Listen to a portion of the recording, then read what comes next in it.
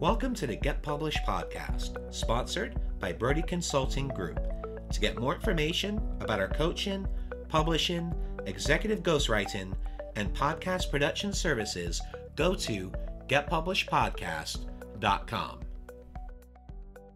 Hello, I am Paul Brodie, and thank you for joining us for another episode of the Get Published podcast, where we help authors get published with a proven system that works. Today, we're being joined by Tatsuya Nakagawa, author of Overcoming Inventuritis. Tatsuya, welcome to the show. Thank you, Paul. How did I do in the pronunciations? You did awesome. All right, I did my best on there. So we're happy to have you on the show. Are you ready to get started?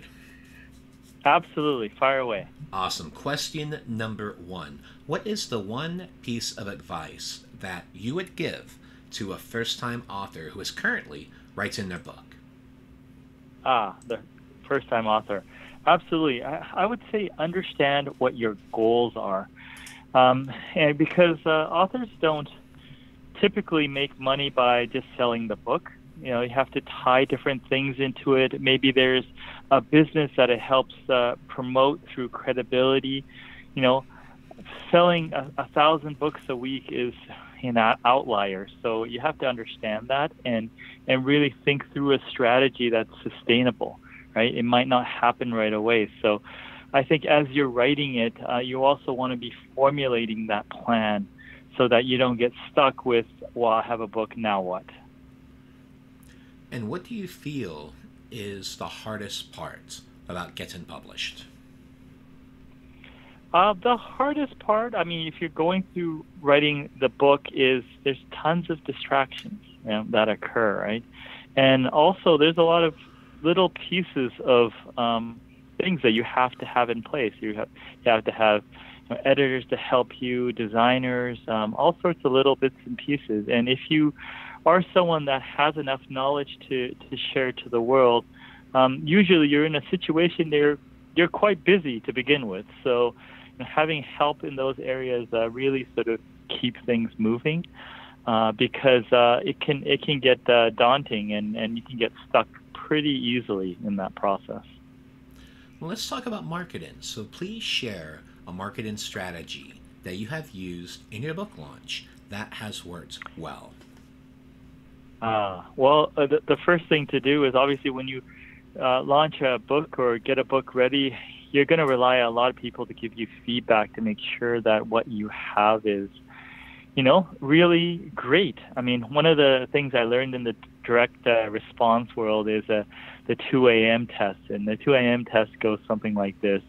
If you show up on someone's door or your audience's door, and then you sort of go up to their bedroom, nothing creepy, but you go up to their bedroom and you grab them by the shirt and you shake them and say, wake up, I have a great idea for a book. And then you tell them, and then there's one of two things that are going to happen. They're going to fall asleep because you're the only one excited about your topic, or they're going to get excited with you. So, having a sounding board as you going along, make sure that you have a book that people are going to get excited about, and it's going to help get the word out because you expose it to a few people and they get excited and tell other people. Besides that, the value of a great testimonial on the cover or in and alongside the book is valuable. We were so lucky to get the Steve Wozniak, the co-founder of Apple, to write us a glowing recommendation for a book that focuses on innovation. He was our top choice. He gave us a glowing recommendation. It helps so much.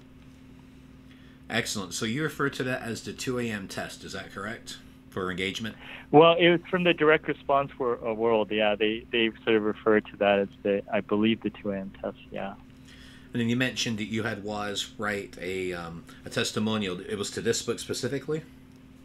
Absolutely, yeah. He said, me and Steve went through this same thing, and, these guys know what they're talking about. And, you can't get any better than that in terms of, sort of validating what you wrote in the book. So any testimonial, and think big. I mean, just because you think that someone's not going to engage you, well, don't overthink it. Just try, right? If you have an ideal list of people that you want to get to review it, send them the book. Create a short summary version of the book so they don't have to read every single word to get the whole scope of what you're trying to pass on. Write a polite note and just keep trying. All it takes is one very credible person to see your vision and to support it. So don't rule out people just because you think they're very well known. So how did you guys get Woz to do that? We had our sort of publisher that helped us had a very close connection with Woz, so that was helpful. But we had to ask, right? So, you never know. Awesome. Well, speaking of books, I'd like to know what is your favorite book and what was the number one thing that you learned from it? Well, I like the book, It's Not How Good You Are, It's How Good You Want to Be by Paul Arden.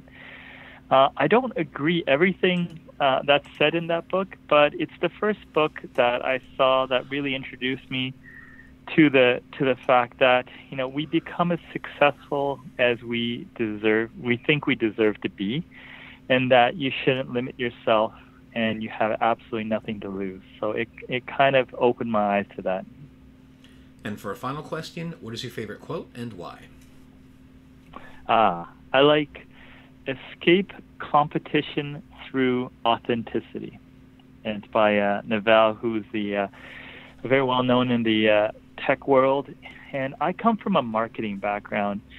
And marketers, not all marketers, but many marketers like to use boxes like niches and categories and this and that you have to fit into these sort of tightly defined areas so you can cut through the market. And I mean, that works as well, but sometimes that could go against your happiness, right? Because each and every one of us has many different aspects about us, right? Professional, personal, and I find that mixing those in a way that's uniquely you, and taking that to the market, as some people have in personal brands and whatnot, are very effective. You don't have to hide certain things about yourself because it's not consistent with your image. I think you'd be happier long term just to share different aspects of your life.